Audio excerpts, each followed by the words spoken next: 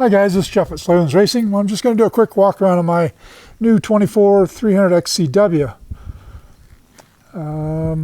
Just picked it up yesterday, and this morning I rode my TBI, so I'm real familiar with that. I put about 35 miles on it this morning. Now this afternoon I'm going to go out and do about a 25-30 mile loop on this. Shake it down a little bit, see how it feels. So let's just take a look at it, see what's different about this versus the previous XCW models, and then versus the XC. All right, so obviously it's got a headlight. XCs don't have headlights. And it's got this new headlight with these wings on here to kind of protect the forks. It's also an LED. I get a lot of glare out here, guys, today, and I also have my squeaky boots on. But anyhow, it's an LED headlight. We'll see how that pans out. I might just get it out tonight again and see what it feels or looks like in the dark. Wheels are the same as they've been for a long time. 22mm front axle, that's nothing new. Dunlop tires, nothing new there. Those will be coming off. I'm just going to go ahead and ride the bike with those on there, and then I'm going to take them off and put on some tires that I like a lot better. So this has got a new chassis. All right, so the XC and the SX models came out with a new chassis in 23. Because those models are always one model year ahead of the W and EXC models. And the XC chassis, as I mentioned in several videos, the chassis and swing arm combination is extremely stiff. And, you know, of course, I got all the internet clowns, the whatever they want to call themselves, the influencers, yeah. I don't know who they think they're influencing, but anyhow, you know, they had to run with that and try to beat me up on that. But I was correct. It was extremely stiff chassis and swing arm, extremely stiff valving. And now what are all those same clowns doing? They're posting videos with how they've modified their suspension. They want you to buy some goodies from them, yada yada yada. So I'll get into that later. But anyhow. All right, so it's got the same new style fender, which they claim directs the cooling better to the radiator. I don't know, I think that's kind of a bunch of baloney. It has the same new radiator cap like the XCs have. I don't really care for this cap. It works just fine. It's just taking it on and off is kind of a pain. The XCW model still has an oil pump in it, so it has an oil tank here. They've cleaned up this mounting here. It's much nicer than before. The triple clamps now, they're still forged like they've always been on EXCs and XCWs, but they've kind of dressed them up a little bit here. They've changed the angle of these bolts. The bolts used to come in, you know, kind of at a 45. Well, no, it was more like this. Anyhow, they've done this little machining here, made them look prettier. Supposedly the inside of that fork is much improved.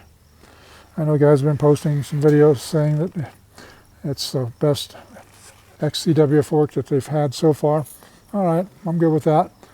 Doesn't mean I'm going to like it, but what I don't like what they've done here is XCs and EXCs have always had a 4-position handlebar mount. This, they've gone to a 2-position. Sorry, I'm not watching the camera here very close. So that doesn't work for me.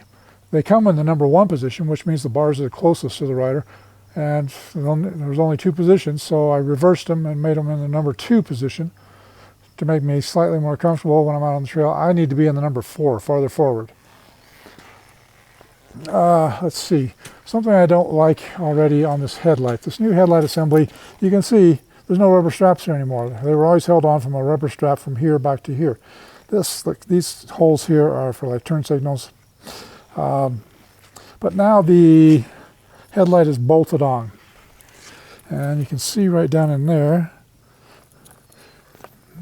this is whole big plastic piece down in here. I hope you can see it. I've got terrible glare out here today, guys. It's really bright. Anyhow, so this headlight is bolted on. Well, the problem with that is if you have a tip over or a big crash or whatever, you know, you usually end up hitting the headlight from the side, and now you're going to break that mount. And then you're going to have this floppy headlight out on the trail that's going to be even difficult to zip tie on if you have some of those. One of our vendors has a kind of a similar setup where you can change it from rubber mounts to the rubber straps to the bolt-on, and I used it and I didn't care for it because I had a problem. One pretty minor crash and it broke loose, and then I had this mess to deal with. Whereas sometimes when you have those rubber straps, it might pop the strap loose, but you can just put them right back on and head on down the trail. All right, so the new stiffer frame also does not have, right here, does not have adjustable steering stops anymore. I don't care for that because it doesn't turn tight enough for me, because we ride a lot of switchback trails. So I'll figure out a solution for that. The motor, no complaints on the motor. This new motor, TBI motor, is just absolutely incredible. If anything, it's too much for a lot of guys. I've been told that this XCW mapping is not quite as snorty or barky as the XC mapping. I hope that's true. Because the XC it's just too much when you're riding rocks and roots. All right, it comes with a plastic skid plate now, and I love the mounting system. You can see it right there.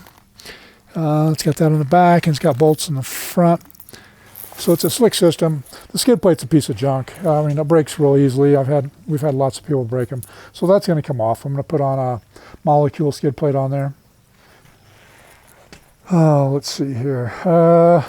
You know, a bunch of hoopla about this new shock. Well, the new shock is not so new. All right, so they've put these toolless adjusters, so you can adjust the compression, high and low speed, with that adjuster right there. And you can adjust the rebound, that red knob right there, with your hands. All right, well, that's cool. Well, what's not cool is I looked on the microfiche on this, and the internals on this thing are not much different than the previous years. So big deal that you can adjust it with your pinkies, but you can probably turn those knobs until the cows come home, and it's still going to be mediocre. All right, 22 millimeter axle in the back now. XCWs in the past had a 20 millimeter. So if you have like a disc guard off of your old bike you want to put on there, it won't work. It's got the usual brick seat, brick or board, whatever you want to call it. LED tail light, but they've had LED tail lights for a long time. The new bodywork, although it's kind of a pain in the ass to take on and off if you need to, it really overlaps and ties into each other well. Nice, smooth connections here, and the stuff is really connected. I mean, there's another brand of bikes out there that people seem to think are great that have very poor fit and finish, and I'm a real stickler about that, so I really like this, the fit and finish on this plastic especially. These are called, grab handle areas. It's also where air gets into the airbox. I don't care for those at all. I think other than the air getting in, I think they're useless. Because when I grab a hold of a bike, I want to grab back here. It gives me a lot better leverage rather than grabbing right kind of where my body is. So I think that's kind of a joke. I haven't looked at this gearing. I'm guessing it's 1350, but I don't know. I'll have to dig into that a little deeper. A lot of the stuff on this bike, if you've familiarized yourself with the XCs, it's got the same stuff. The new kickstand, the new frame, the new swing arm, that kind of stuff. All the plastic is same as what the XCs and SXs have. And then, of course, the throttle body injection, which is right down in there. All right, guys, I'm going to kind of wrap this up. I think that's about it. I'm going to take this out on the trail. I'm going to try to make a ride video with my piece of junk GoPro camera. I absolutely hate GoPros. I think they're the most glitchy piece of junk ever built. They need to hire the Apple engineers to make them more user-friendly. But I'm going to try to make a video this afternoon if the thing will run long enough. The camera will work long enough for me to do that. And I'll discuss this bike more once I'm up on the trail. So stay tuned, guys. I'll be back with more videos. I'm going to do a complete build on this bike. I'm probably going to throw an easy 10 grand at it. And to get it to where I want, I'm going to put